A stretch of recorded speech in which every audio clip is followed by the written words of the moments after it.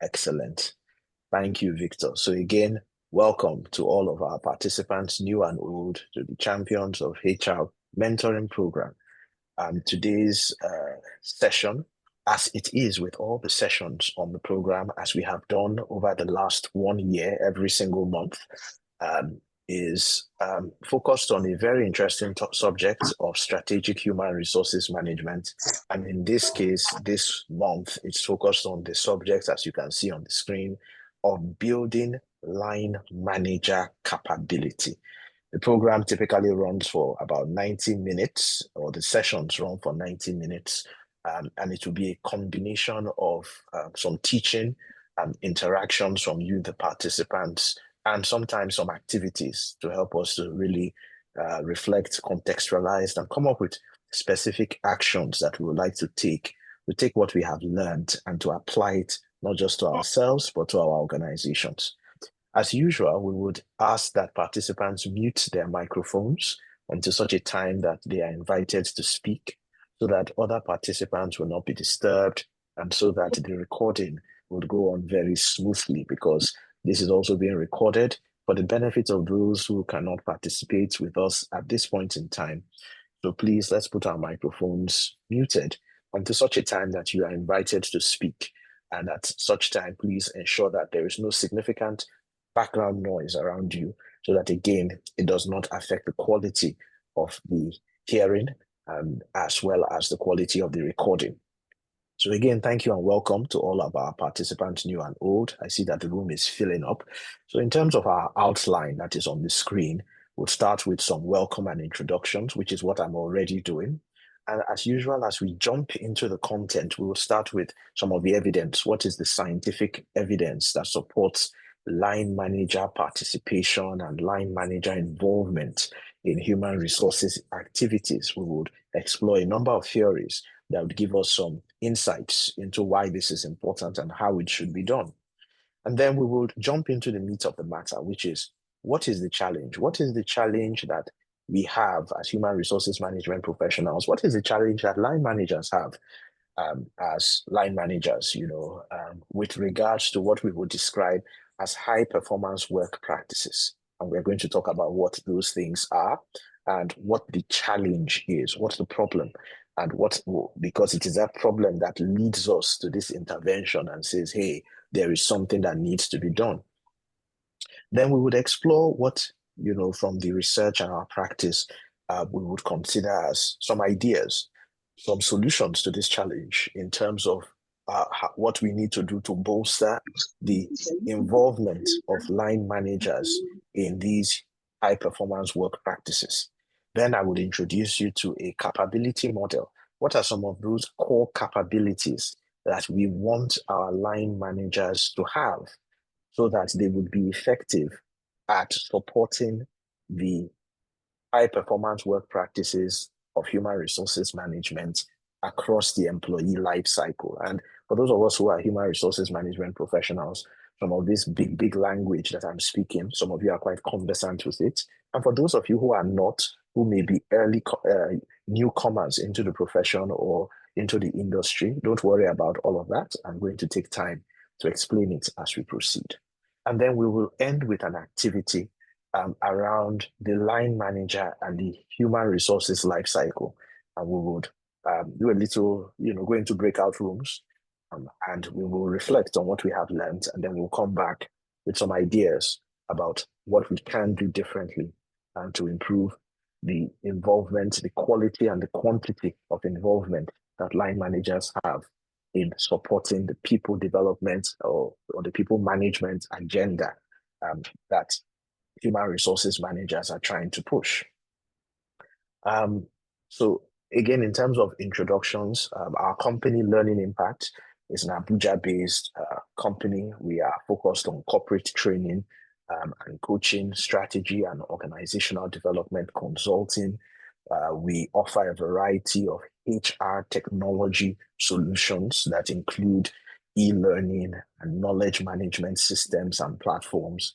And we have also taken a lot of the experience that we have in supporting adults in the workplace to developing life skills education resources focused on the youth, on children, on teens, on tweens, and on young adults around four life skills areas: leadership and personal effectiveness, creativity and innovation, writing and public speaking skills, as well as financial literacy. We believe that these life skills are essential for success in the real world, and we are concerned that from our experience that a lot of us adults today didn't get the benefits of life skills education when we were younger. And if we had, we would have been more effective and more successful in our work, in our businesses, in our vocations, and even in our family lives. So that's really a background about Learning Impact and who we are. And I have a number of my colleagues who are here. I think I have seen a few of them, Buki and Chibuzo and Victor, who is our organizer, and David. Who else have I seen? James is here. Joy is also here. So we have a number of our team members from Learning Impact who are all working behind the scenes to ensure that all of this is a success. And please, if I omitted anyone's name, don't be offended. Sometimes I just don't see everything that I'm meant to see. The Champions of HR program, final part of the introduction, is really a network of young to mid-career human resources management professionals receiving mentoring and support to help them to grow in their HR careers. Yeah, the focus of this program, as was conceptualized many years ago, and we started it last year, is to build the strategic HR capabilities of these professionals so that they can add value in the HR space in the organizations and with their clients beyond the traditional, what we call operational HR mindset. It consists, the program, of a monthly webinar on the third Saturday of each month. We have done this successfully since October 2023. And in addition to the monthly webinar, which is where we are right now, it includes an active WhatsApp group for networking, exchange of ideas, and continuous learning, mentoring, and development around strategic HR and other allied issues that are related. So for those of you who may be here for the first time, please take full advantage of everything that the program consists of, particularly in joining the WhatsApp group, because there's lots of activities and learning and opportunities for growth and networking on the group. Okay, again, welcome to everyone. So now we are ready to jump right into the content for today, which is about building the capabilities of line managers.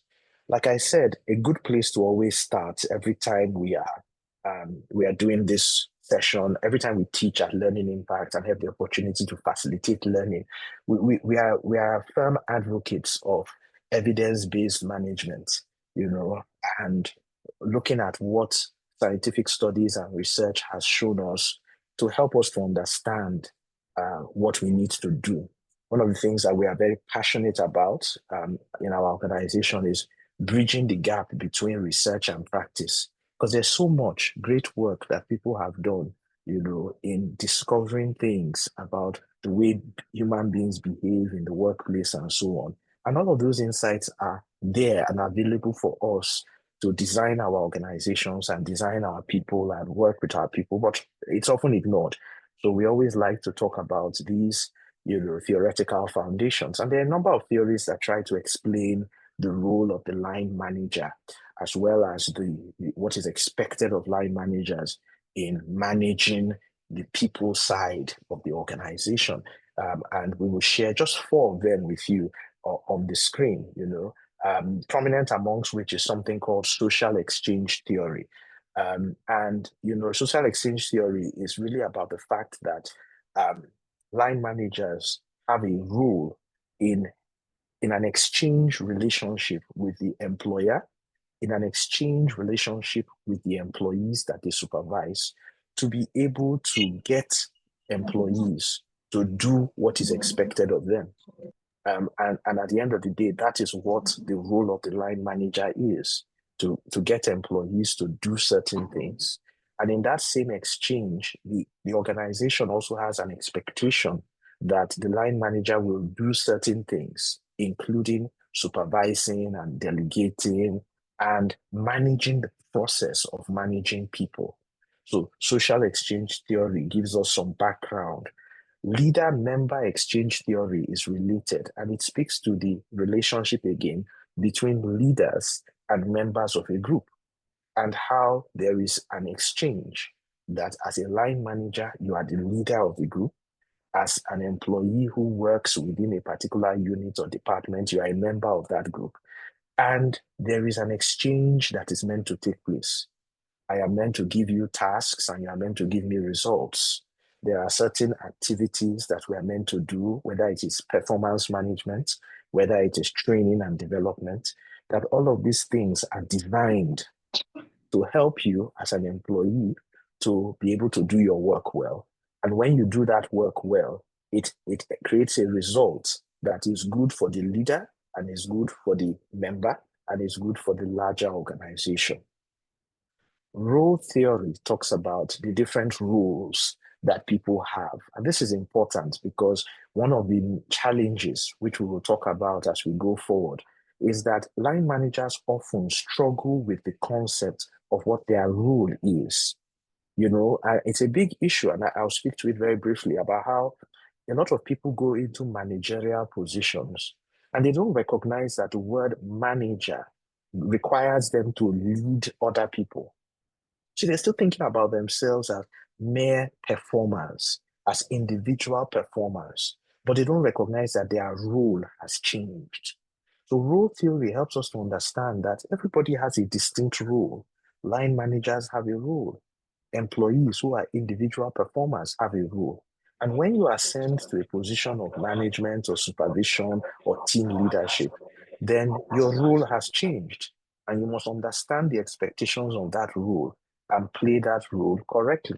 So one of the things we find is that line managers, unfortunately, are still playing the role many times of individual performers.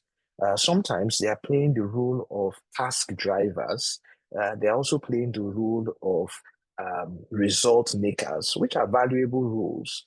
But they also need to understand that part of the resources that they are managing, and this is an important part of organizational behavior. In fact, the most important resource that you are managing is people. So as a manager, you cannot say that your role does not involve managing people. And finally, but not exhaustively, empowerment theory.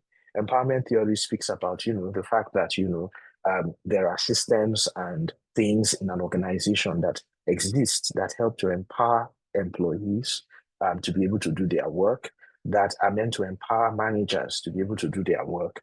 And some of these systems and practices and tools are the exact things that line managers are meant to be using to get the results from their team members. And if they don't pay attention to those things, it will be a struggle, to be able to achieve the results that they want. Okay, so that, ladies and gentlemen, is just some background around some of the research and theories that support some of the thinking. What is the thinking? That line managers have a role and a responsibility to set expectations, to exchange results and performance from their team members, to manage the system of practices within the organization, and that they are empowered to do so and should empower the people around them to also use these systems and tools to get the results that we want. So building on these theoretical foundations, let's now explore what is the challenge. And again, I remind our participants, we've had a few of these happen, that please mute your microphone so that it does not, affect the transmission, one that is being recorded, and the quality of what the other people who are, in the room experiencing.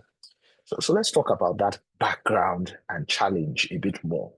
So as you can see on the screen, I referred to what we call high performance work practices. Organizations implement a number of what we call high performance work practices. High performance work practices are the very important strategic human resources management activities that research has shown create the biggest bang for your buck in your organization. And I'm using some of that very, colloquial language. Here's what I'm saying, that if you want to ensure that your organization is successful, research shows that you should pay attention to a number of practices, including recruitment and selection, onboarding, employee engagement, performance management, training and development, reward and recognition, as well as talent and succession management. That it is the combination of these high performance work practices that really allow us as organizations to get the most value out of our human capital. These high performance work practices, however, need the active support, sponsorship, and involvement of our executives in the organizations, as well as our line managers, who in particular work directly with the human capital. So here's what we are saying, that when you are doing onboarding, is it HR only that will onboard? No. When you are doing recruitment, is it HR only that will do recruitment and selection? No. When you are doing training, talent management, employee engagement initiatives, it is not only HR that will do those things, that you need line managers and executives to be hands-on involved. Executive support and line manager participation are unfortunately far below the levels that we require. And this is something that we've seen this in organizations that we work with. We see this when we implement things with organizations.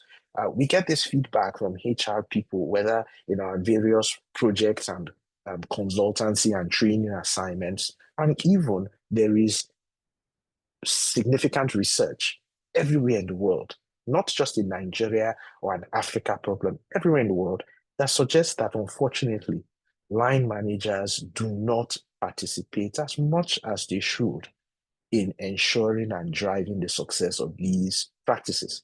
Now, there are organizations where they have built over time a high quality of line manager support and interaction around all of these initiatives. And that happens. And I'm not saying that there are no organizations like that. So you will find in different organizations, there are different levels of maturity in terms of the quality of line managers. And here's what the reality is. The organizations that have the best quality of line manager engagement and participation in these high performance work practices are significantly correlated to the organizations where you have better results, better outputs, higher levels of job satisfaction, higher levels of employee retention, that is retaining the good employees, higher levels of productivity, because training and development, reward and recognition, talent and succession, recruiting square pegs in square holes, these things predict success. So it is absolutely important that line managers understand that this is not something that HR can do alone. But for some reason, here's what our line managers think. This is HR work. It is not our work. In fact, the HR people want to use us to achieve their own KPIs. Yes, because it is their KPI to do training. It is their KPI to recruit. It is their KPI to do talent management. And hey, here's what they are doing. They are using us. You know, the truth, we are overwhelmed with our own KPIs. I have to do sales. I have to bring in results. I have to, drive customer satisfaction. I have to bring in new customers. I have to work with regulators. I have to ensure our financial books are posted properly. I have to drive our IT infrastructure. And after doing all that, HR wants to distract me from achieving those goals with all of these HR issues. This is where the challenge is. And I'm going to pause now just to hear from you whether our thinking is along the lines of reality or whether we've missed it. But what do you think? Let's pause and let's hear from some of our participants. What do you think about the background and the challenge that we have set as the basis for this conversation?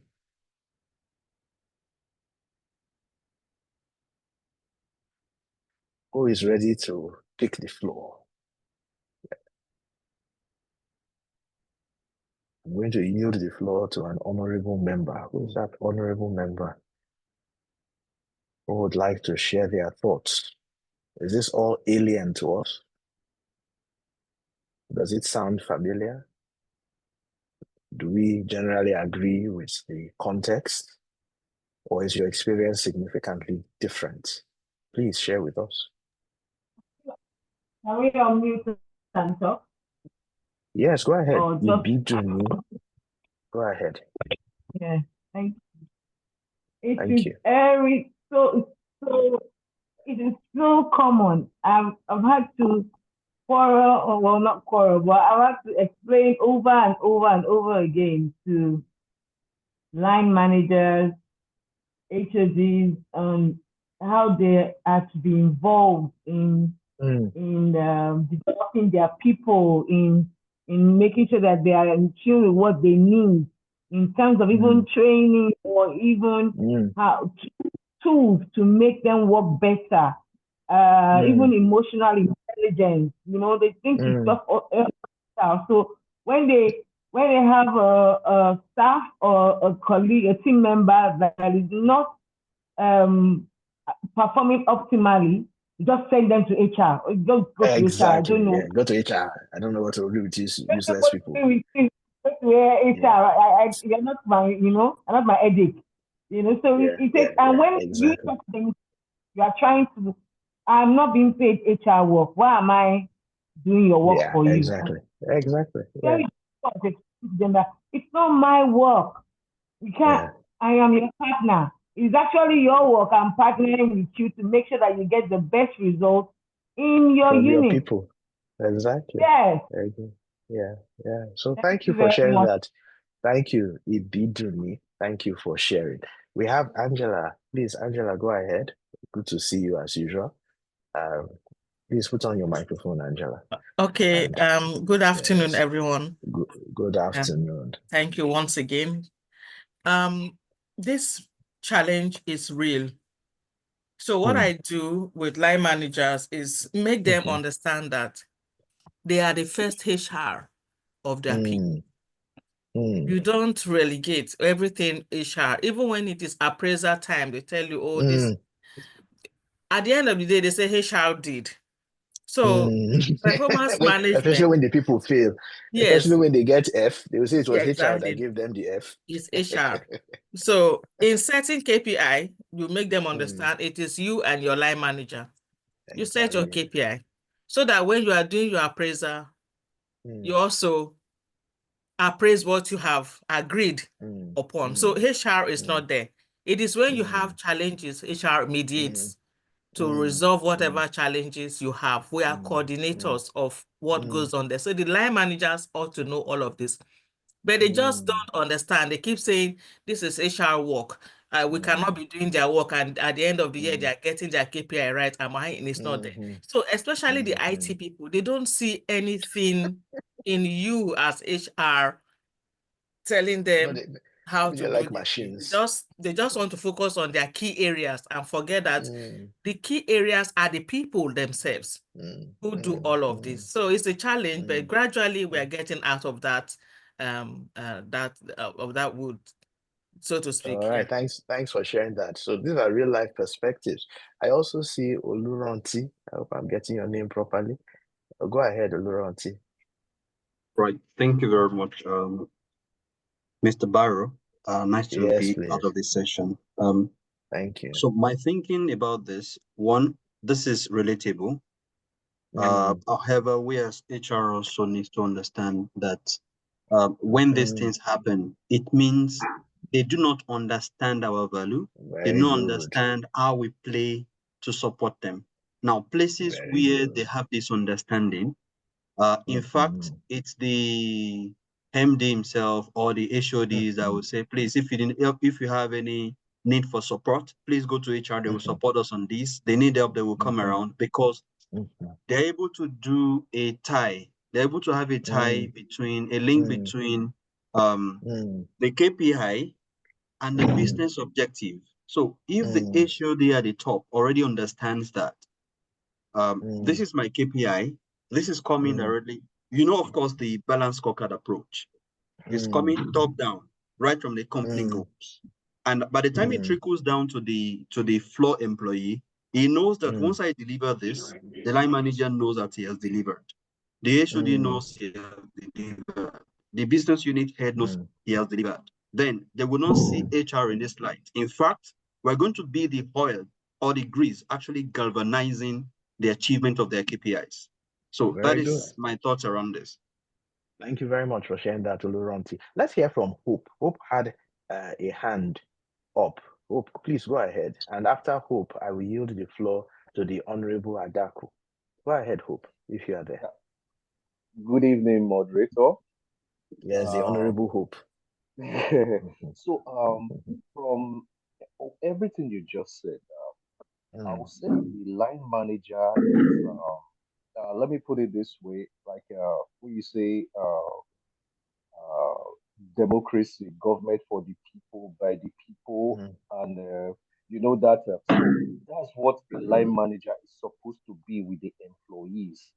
I see the line manager, if the employees are having little difficulty with KPIs and all that, I believe the line manager is the first person they should turn to, not HR, from everything you have explained. So I want to say thank you for that explanation, for putting a clear picture on who the line manager is supposed to be. Because like you said, most times the manager ignores that and just send the employees to HR.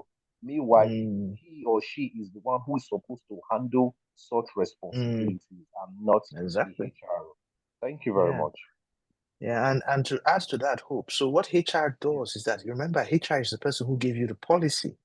HR is the person who gives you the tools. HR is the person who gives you the support. HR is the expert. But those tools and expertise and support are there for you to take it and to deploy it, and to use it. So there's a policy on coming late to work. Let's use a simple thing, for example, on late coming or sick leave. So after 2 days of being away on sick leave, you should send a sick report, isn't it? So you don't need HR to tell you that. You know the policy. The person is with you there in your very domot in the office. So you tell the person that, so you have resumed. Oh, we thank God you are well and healthy. Where is your sick report? Because you are the person. HR does not see the person every day. You see the person. HR has already told you that this is the policy. You don't need HR to appear in. If not, how many HR people we have in a company that has branches all over the country? We will now be having HR in every branch. Not possible. Yeah.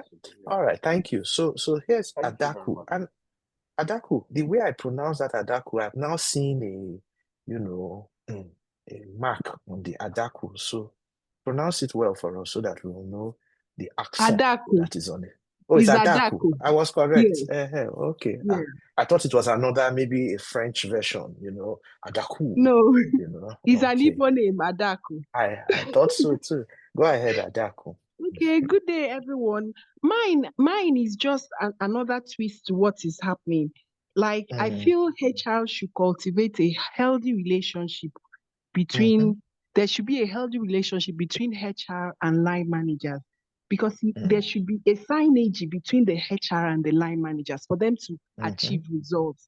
Because sometimes HR, sorry to say, but I'll have to say the truth, HR feels they are more superior to the line managers. They want to intimidate them. They feel they report directly to the MD. So they're always at loggerheads. But when you cultivate a very good relationship, then you partner together and achieve the overall objective of the organization. In that regard, nobody will now be saying, oh, go to HR or go to line managers. The line managers and the HR people will work as a team, and they will partner together, and everybody will be happy at the end of the day. But where HR will be intimidating line managers, because they feel they are more superior, or they are more respected than the line managers, and talk to them anyhow and want to intimidate them, they will never achieve a common purpose. So my HR people, if you want to get results and work and partner with your line managers,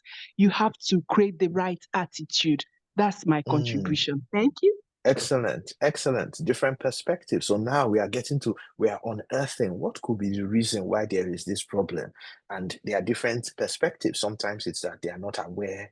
The line managers don't have the skills. The line managers are not interested. But it could also be, like Adaku has said, the quality of the relationship with the line managers and so on and so forth. Let's hear finally from Nathaniel, the Honorable Nathaniel. You want to add to the conversation so far, and then I would come back to continue with the rest of the lecture. Go ahead, Nathaniel.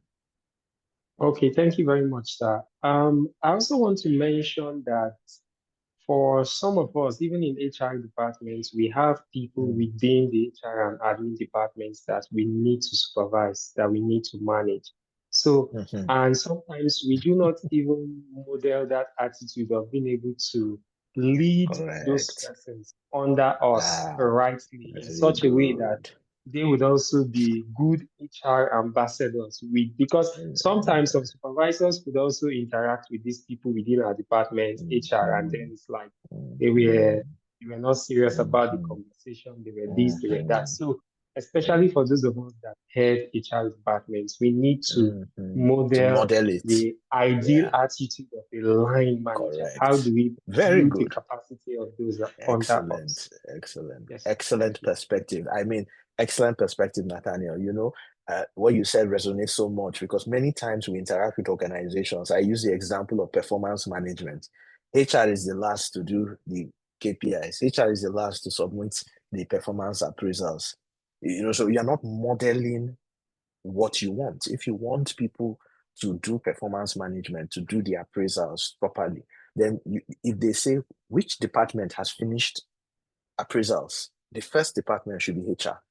Which department has signed all its KPIs for the year? The first department should be HR. But in practice, sometimes we actually see that HR is lagging behind, like, the people, So David has a question and there's a comment on the chat from James. James says, stray bullet hit IT people. James is an IT person, so obviously he has taken one to the chest. And David is asking, my question is, at what point does a line manager take up an issue with an employee who consistently does the wrong thing to the HR? Yeah, so the answer very simply, David, is that, let's say, for example, your organization has a discipline policy. And the discipline policy says that when somebody offends, you should give the person a verbal warning. So you've given a verbal warning. You don't need HR to do that. You are the boss. You give the verbal warning. When the person does it again, what do? The policy says you escalate and you give a written warning. Now, when you give the written warning, you copy HR so that it is kept in the person's file. And before that, maybe you have given a query or something and the person's response was not adequate. And then you issue a written warning. All of these things, now you are carrying HR along. And then when it gets to, okay, this person, we have done this, we have done that, maybe we need to look at, maybe there are other issues. We have trained the person, we have done that, we've supervised the person, but the person is still not performing. So now you can now actively be engaging with HR and saying, HR, look, here's the challenge. These are the things that we have done. This is what I have done as a line manager to try to improve this person's performance and focus, but it's not getting the results we want. Is there anything that you can do? And then HR will advise, well, maybe at this point, we should be looking at a performance improvement plan. Maybe we should be looking at, putting the person on, what they call it, on the road to exit or whatever it is. So it's really about what Adaku said also. It's about communication. It's about engagement and so on and so forth. I see Adaku's hand up. Adaku, I'm wondering whether you wanted to say something or just a mistake not with your at hand. all. It was the first one. Sorry. Okay, not all right, all. no problem. Okay, so let's jump in now. So thanks everybody for your thoughts, for your questions, and it shows that this is seriously, this is an issue that we all understand and we want to have it dealt with. So how can we bolster line manager involvement? Number one, just like Adaku said, we need to reframe the relationship between HR and line managers. We need to ask ourselves, look, what is it that both of us are meant to be doing? We need to clarify. And maybe HR leaders need to go back to their organizations. And here's what I'm saying. Maybe there needs to be more clarity, not just about the relationship, but more quality in the relationship also. So we need to invest in building rapport. Think about and I want you to think about this word that is on the screen. Can you see the word sell? Sell. You see, HR is a sell job. That's why when people tell me that they are afraid of sales, you see some people, they say, I don't do sales. I just want to work in HR. I don't do sales. No, everything in life is a sell job. Because if you think about a line manager and an employee as a client, you don't go and bully your clients. Like what Adaku was saying. You don't intimidate your clients. What are you selling? You are selling a HR product. What is that HR product? Recruitment, competency-based recruitment. You are selling performance management. You are selling training. You are selling. Selling, what is sales? Sales is understanding that my colleagues here who are salespeople, they've heard me say this so many times, I'm going to sound like a broken record. Sales is understanding what someone needs and showing them that your solution meets that need. Do we need square pegs in round holes? Yes. That's why we need good recruitment and selection. Do we need better performance? Yes. That's why we need a good performance management system. Do we need to retain the right talent in our organization? Yes. That's why we have talent and succession management. So your job in HR is to sell these products to the executives, to the line managers, and to the employees. And there is no doubt about it. If you're a salesperson, we don't go around in sales bullying our clients and prospects. We build collaborative relationships with them. We sell consultatively. So very importantly, the relationship between HR and line manager needs to be well defined, and HR needs to invest like a salesperson in nurturing and cultivating that relationship. You certainly can't be going there sitting on top of the world and expecting people to bow to everything you say. It's a sell job. And again, what are you selling? You are selling the why. This is absolutely important. Why should we do this? Oftentimes we interact with HR people and they say, oh, we should do this, we should do that. I say, why should we do it? They say, because that's what's trending. That's what I read in Harvard Business Review. That's what was discussed at the last CIPM conference. That's a fad. That's fad. It's fine. It's a fad. But why should I follow a fad? Why should I do this? What difference is it going to make to my team performance? If you can't articulate that to a line manager or to an executive, then you have not sold your HR product properly. Stop selling HR initiatives as mere fads. Something that they say, you hear us say, HR people say it's a best practice. Best practices are nice. But what is more important is best fit. Does it fit us? What difference is it going to make? So if HR people don't have the skills, if HR people are coming to tell me all the time, I don't sell. Sales is for salespeople. I'm just HR, No, HR is a sell job, like almost everything else in the world. We must also invest in managerial skills development. I remember it was Professor Patutomi who enlightened us with this many years ago, very excitedly and animatedly, as Professor Tomi always is, from the Center for Values and Leadership in Lagos. Prof said, that at the end of the day, the biggest problem he has observed as a leader from his very young days as Volkswagen, as the deputy CEO, up to his political career, Lagos Business School, and everything he has done, is that they take the best IT person. Let me focus on James, and the IT conversation. They take the best IT person and they make the person the IT manager to be responsible for 3 other or 4 other IT people. But they do not teach him about, or her, about leadership and management.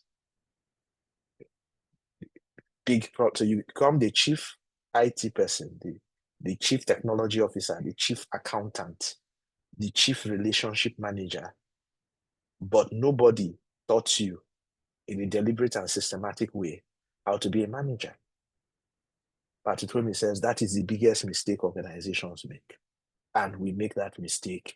He says he has been watching that mistake since 1979 until 2015 when he spoke to us, till today, 2024. If we call Patutomi now, we confirm that the mistake is still being made.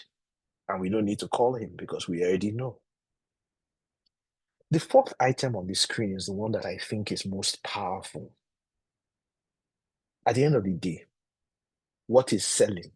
The concept of consultative selling, for example, to solve problems. You see, at the end of the day, line managers are complaining that they are not meeting their KPI. You can see that sales is not achieved, the company is not achieving sales. Customer service numbers are low. You can see that efficiency is lower than expected. Market share is shrinking. Other variables are not working out. You sit in the Manco meeting, you sit in the Exco meeting, you hear all of this problem. What do you do about it?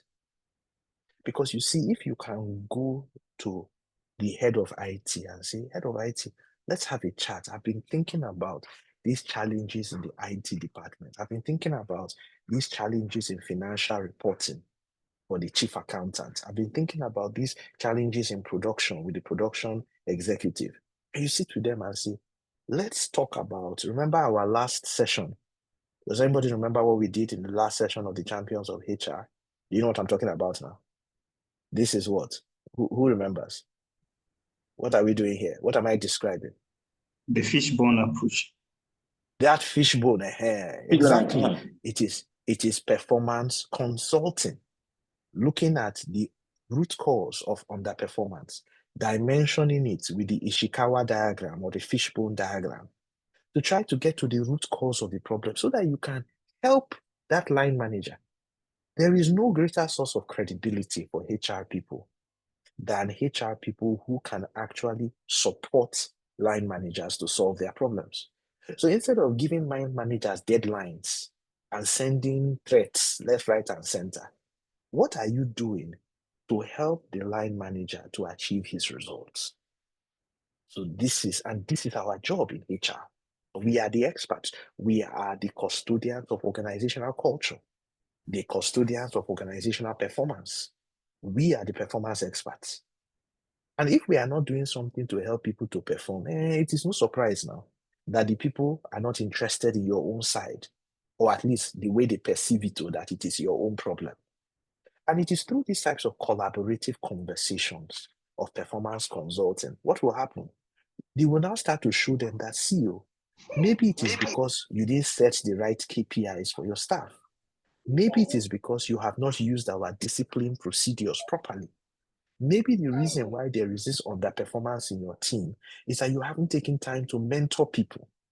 Can you see that through your performance consulting conversation, you will now start to sell the same HR initiatives that they have been resisting. No better way to build credibility. Very importantly, you can identify people who have shown themselves to be champions of your high performance work practices. You know, you would have one or two shining stars amongst your HODs and your line managers. You should celebrate them, you know, and let people see that this is important, you know, and even give them some badges of honor so that it can even help in their own career growth.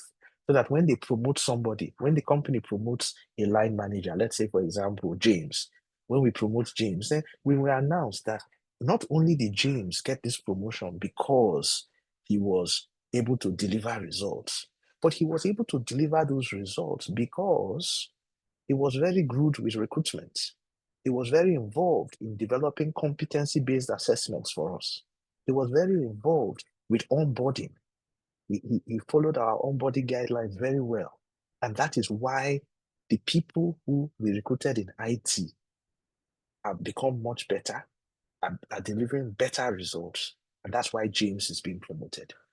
You see, when other people hear that, they say, okay, me too, I need to start getting involved in competency-based menene. Yeah? And that's how you create that culture.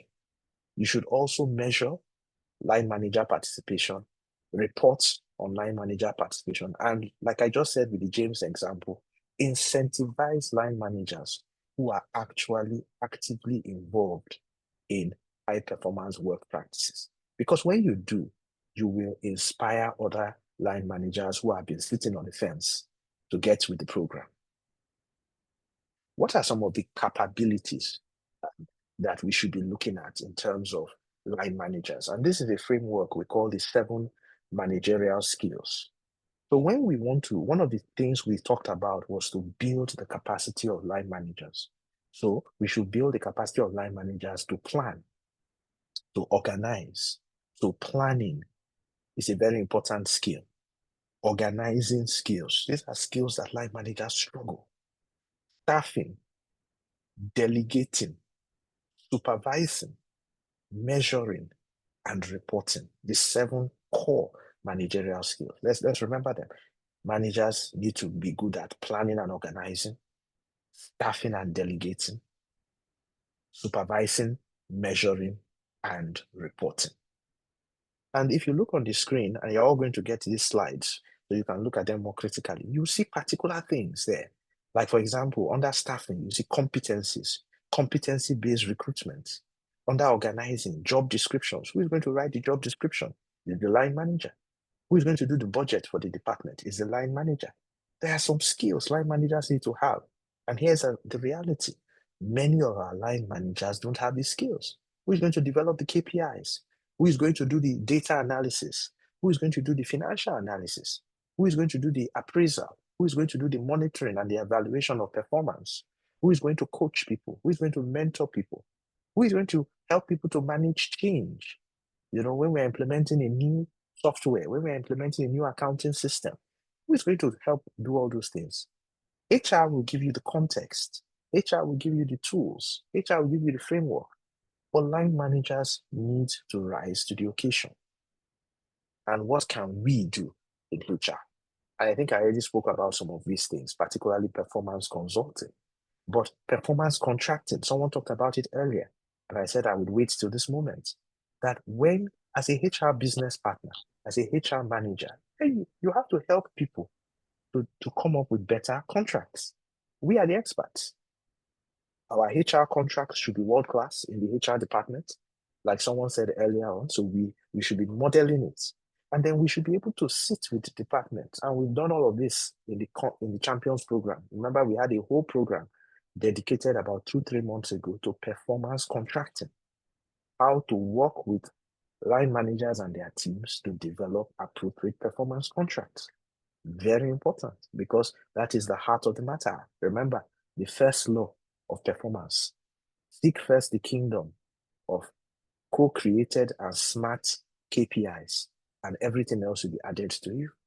Because if you don't have the right KPIs, the entire system of HR and performance falls like a pack of cards. Performance consulting, what we were discussing earlier, the Ishikawa diagram, looking at the different dimensions and root causes of problems. We need to go and sit with our line managers and our teams and help them to use tools like this. Demo it with them, teach them, show them, and then they will do it by themselves. That is HR that is working. Performance coaching, I remember, and I'm not trying to blow my trumpet, but when I was preparing these slides, I remember that, many years ago when I worked as head of human resources business partners for Stanbic IBTC Group, I remember there were times that they would invite me in a particular business unit to say, look, we're having a particular challenge with our front office people, with our back office people. And I would say, oh, if this is the problem, and I would like to come to give a talk to your staff, to give them a bit of a pep talk, to give them a bit of some teaching around particular skills. So this is, think about a head of department reaching out to HR. And HR says, don't worry, this area of time management or this area of managing stress or whatever it is that your team members are struggling with, don't worry. I'm going to come and do a session for you guys. And then when you do that session, the session is wow. They enjoy it, they learn new things, their eyes are opened, they are empowered. They say this HR is valuable. Anything this HR says I should do, I will do it. But you say to HR that there's a problem in your team. You say, well, there's no budget for training. No. There's no budget for training. You will call HR. What can you do? Can't you jump in and go and train the people? There's no budget for that. Or you don't have the skills. Nemo that quad non-habit. You cannot give what you do not have. Performance improvement, all of those things, counseling, supporting people who are struggling, putting up a performance improvement plan. These are all things that we can do to support business goals as HRM people. Are we doing these things? If we are doing these things and modeling the right behavior like some of us spoke about, then you would see that the quality of interactions and involvement of the, the line managers and the executives would increase. You see, remember what I said, if there's anything that you forget, don't forget this, that HR is a sell job. If you are not selling, if you are not actively selling, to sell, you have to know the product. You have to know the problem. First of all, no, the first step of selling is you need to know the problem in finance, the problem in IT, the problem in production, the problem in sales. You must understand their own issues. You must speak the language of the business, which is what we've been persistently talking about on this program for the last 1 year. If you don't understand the problems and the issues in the business, you can't help them. You will always be aloof. You will always be standing from afar and pointing and challenging and saying, you guys need to do this, you guys need to do that. You need to understand their problems so that you can find the root causes of those problems, so that you can intervene in those problems, and then you can sell your high performance work practices. You see, if I'm able to find out that the reason why there is underperformance in the customer service team is because of onboarding that wasn't done well, then once I'm able to sell that to the customer service manager, what will happen? That person will be the number one advocate. They'll be carrying it on their heads. They will be the people that are most fanatical about onboarding, because you've been able to show them that the poor quality of customer service interactions is a result of lack of proper onboarding. They will become the apostles of onboarding, the ambassadors of onboarding. They'll be the ones talking onboarding all over the country, all over the bank, all over the company. That's exactly what you want. So we need to think about how to sell. And we're going to spend the next 15 minutes in our groups around this. We're going to do a small group activity.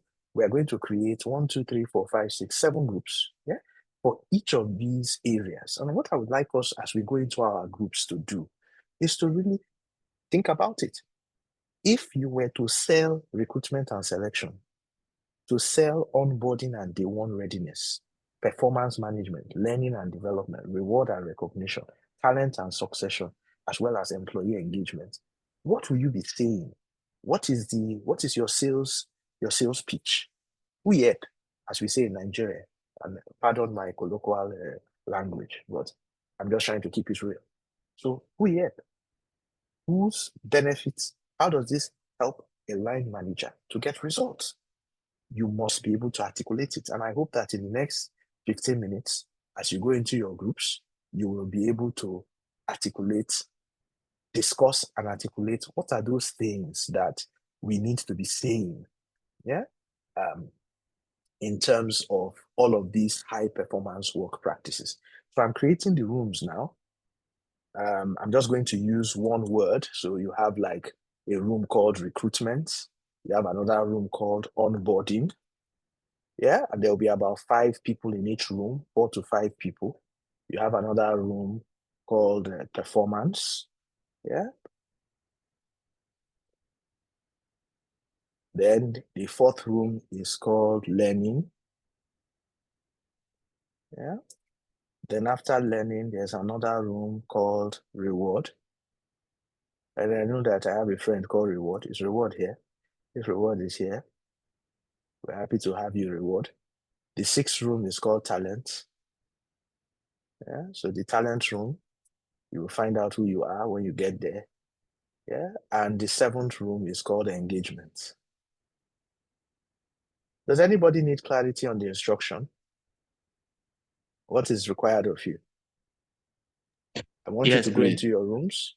Okay, let me say it again. So I want you to go into your rooms. You've been assigned specific high performance work practices. So recruitment has Angela and Joy, for example. Onboarding has Abdul Salam and Oluronti. Performance has, and just mentioned a couple of names. Performance has Chinyelu and Debbie.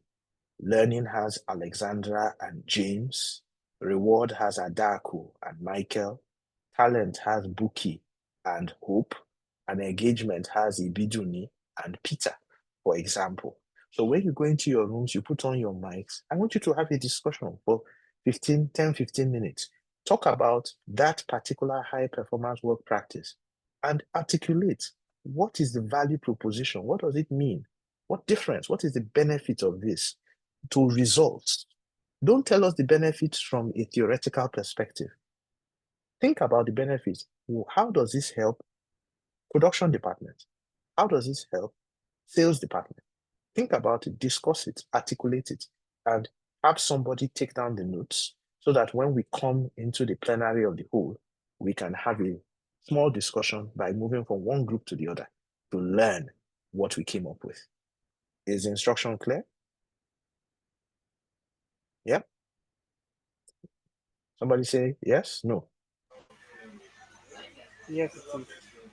Excellent. Moses is clapping for the instruction. So, ladies and gentlemen, I ask you to go into your rooms. Don't go to another room. Go to the room that is open now. Please join your rooms.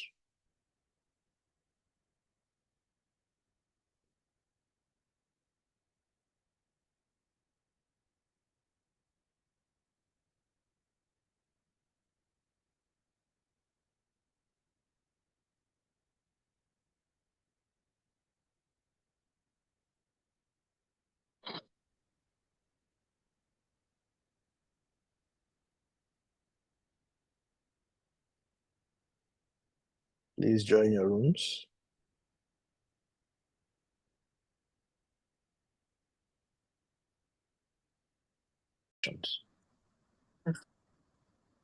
All right, so welcome back, everybody, from the breakout rooms. And it sounds like you had enough time to really, ruminate on the conversations. So, maybe we should go into the groups one after the other and let's hear from you. Remember the question, what are you selling? How do you sell? It's a sell job. How do you sell recruitment and so on? So let's start with recruitment right at the top. Who is speaking on behalf? Very quickly, you have 1 minute each group to tell us in a summary. Anything more than 1 minute, I'm going to cut you off. So 1 minute, quick summary. How do you sell group 1, recruitment? The floor is yours. Good evening. My name is Oluwakemi, and this is my first time here. I joined about 30 about 5 minutes to this meeting, and I've been asked to speak on behalf of the recruitment team.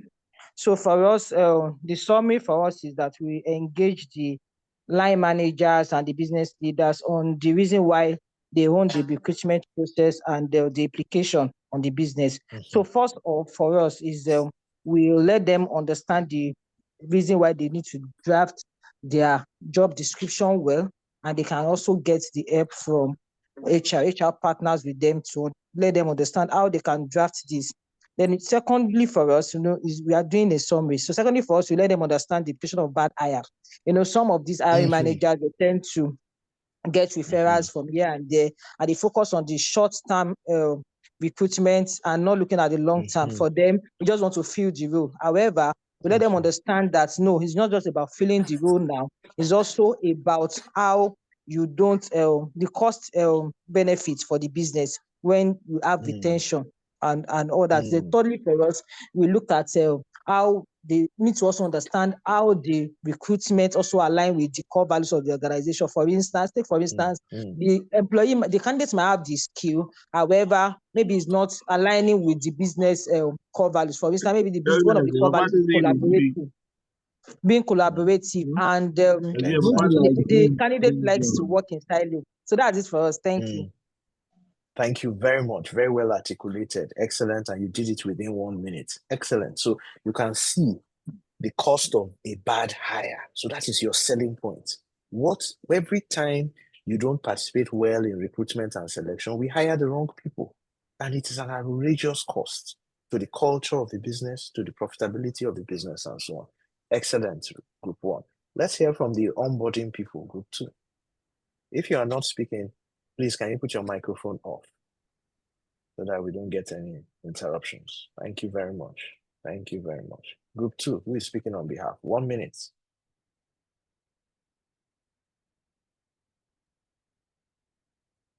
The group 2 people, you name it?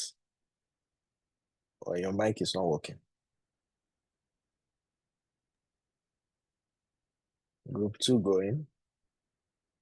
Group 2 going. The group 2 people are shy. Or don't tell me everybody discuss recruitment and selection. Group 3, performance management. Can we invite the honorable speaker of the performance management group? 1 minute. Share with us your deliberations. Performance management going. Don't tell me everybody did recruitment and selection.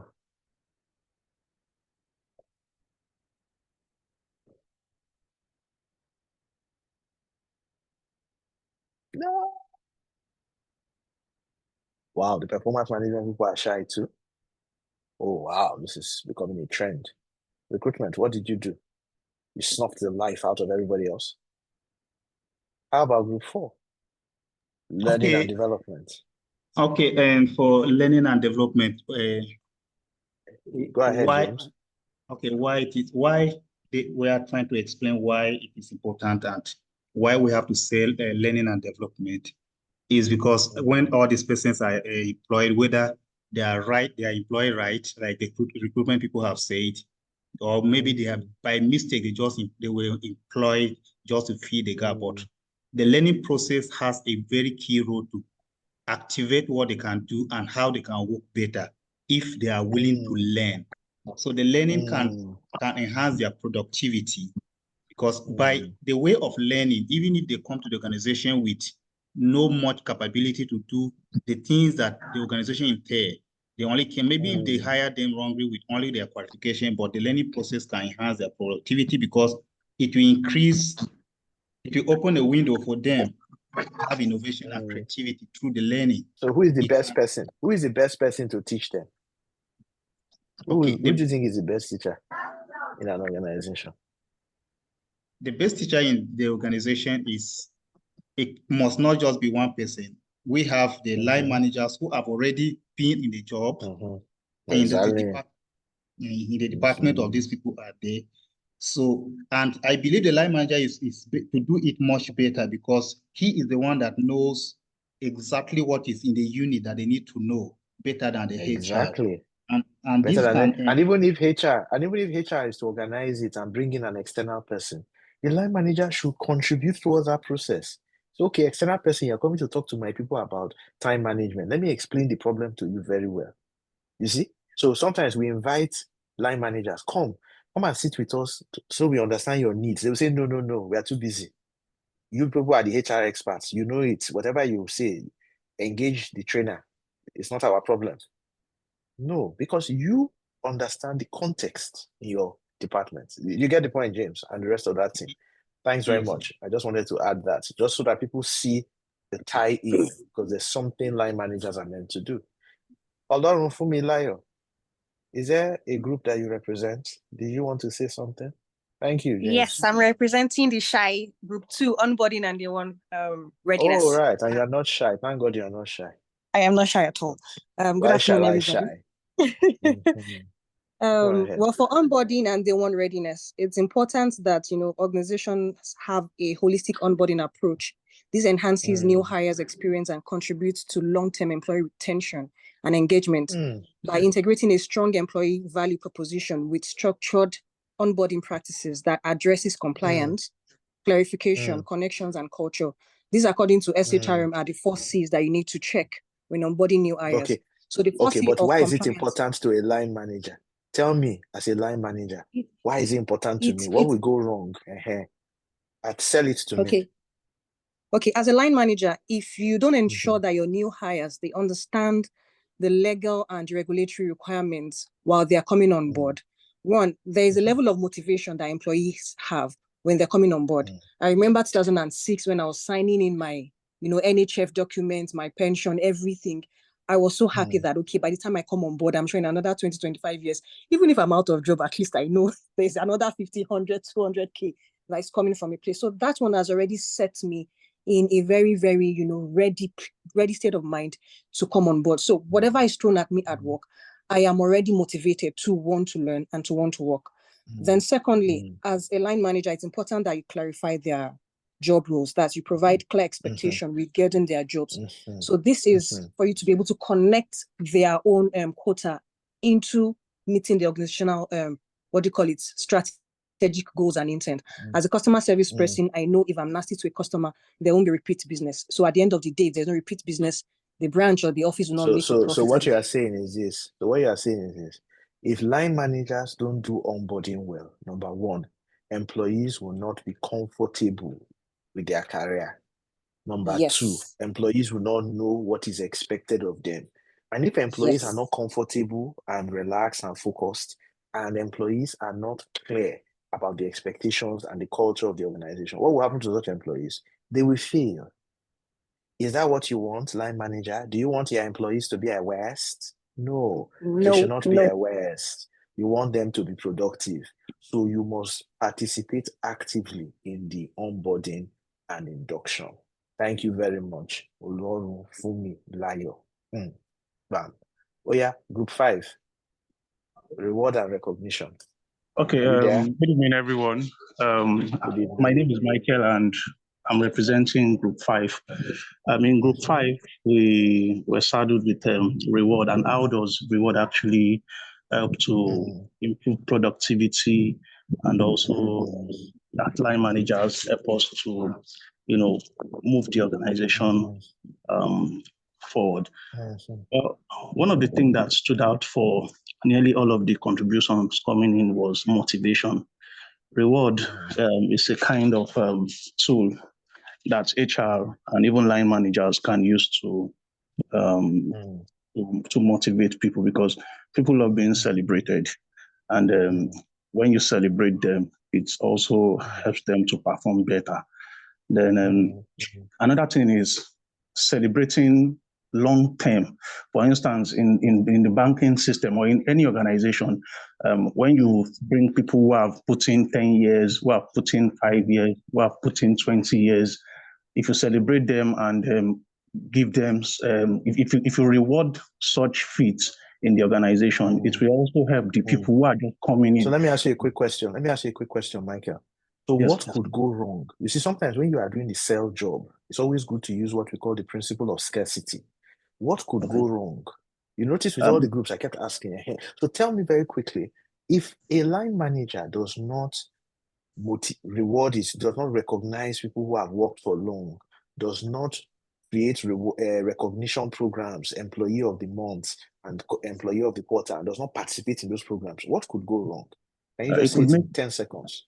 It could make staff of the organization just move. They could leave the organization. So you could lose some of your best talents. So sometimes when people see a high attrition rate, some attrition is good. We like some attrition when useless people are leaving. But when good people are leaving, we don't like it, Abi. So to stem the tide of attrition, we say, how can we create programs that are focused on reward and recognition and so on, so that people can feel motivated? If not, the people will leave. Thank you very much from Group 5. Let's move on to the group on talent and succession. We have already run out of time. So I'm trying to close the gap. Good evening, Hope. Give us some hope. Did I tell you that you look like Denzel Washington? I'm not. This is a setup. Hey, my cousin Barack will be very upset too, because it was Barack I look like. Now they are saying I look like Denzel. Hey, problem. See fight. Okay, go ahead. Okay. Good evening, everyone. So Buki actually passed the baton to me because she's on the road. So for talent and succession, actually talent and succession plays a very key role in a high performing environment. You know, a talented person, you cannot compare a talented person and a person who's actually in sales just because of the salary or because of the reward. A talented person is inside, is inbuilt. You get what I'm saying? If a talented person sells you a product, trust me, you might buy that product twice unknowingly. Probably when you're not getting like, I didn't just know why I bought this thing. You know, it's not jazz. You know, it's a talented salesman. You can never compare, but you can never compare a talented salesman to a normal salesman. But however, talent has to be nurtured. If you don't nurture talent, you know, there are some gaps, there are some lapses in there, because there are some technical products which actually need skills with talent to sell. You know what I'm saying? Then for succession, you know, I believe the organization should also make it like an assistant line manager, but without a title. You know, the person should also do the same job that the line manager is doing, but like an assistant. In case something happens, then that person will fill in for the line manager without the company recruiting someone else, training that person to do a line manager's job. So that's it. And when line managers and executives don't pay attention to talent management, what could go wrong? Number one, the key talent, that person that you say is a star talent, that person could be attracted by the competition. And that's the end. Abi? Sometimes that star talent, if you don't nurture the person, if you don't manage it, the person may be a star and everybody else is in darkness. That's not good, because you want that light to be put on top of the table to shine and radiate and touch other people in the team. You should not be shining by himself or herself alone. And if succession is not done properly, and line managers don't participate in succession planning, and executives don't focus on succession planning, what will happen? That the people will leave and there will be gaps. And where there are gaps, results will be bad, isn't it? And then there will not be continuity in the business. These are real problems that businesses face. Thank you very much from the group of talent and succession. By no means the least, Group 7, employee engagement. What is this about? Why is it important?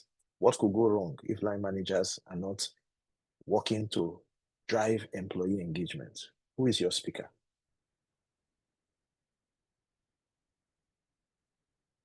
Hey, Group 7 is a shy group too.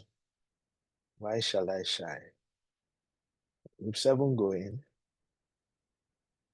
Group 7 going. There were only 2 people in that group, because the other people didn't show up. All right.